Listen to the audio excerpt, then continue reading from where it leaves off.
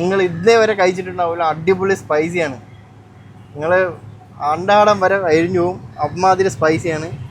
കഴിച്ചിട്ട് കുറ്റമൊന്നും പറയാൻ നിൽക്കല്ലേ, നിങ്ങളത് കഴിച്ചു നോക്ക്, എന്തായാലും ട്രൈ ചെയ്ത് നോക്ക്.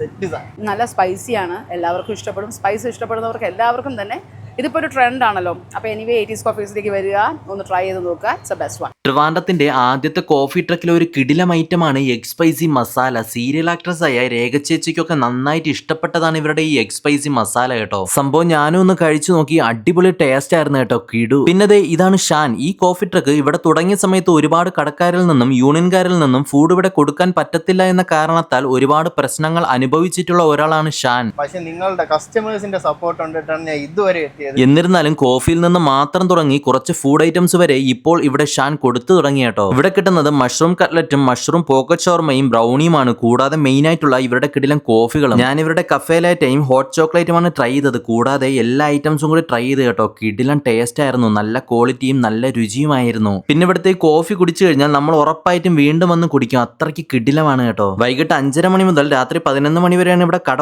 ഓപ്പൺ ആയിട്ടുള്ളത്. ലൊക്കേഷൻ ട്രിവാൻഡ്രത്ത് കവടിയാറിൽ നിന്ന് പട്ടം പോകുമ്പോൾ കുറവൻകോണം എത്തുന്നതിന് മുന്നേ ലെഫ്റ്റ് സൈഡിലായിട്ടുള്ള 8 ounce കോഫി.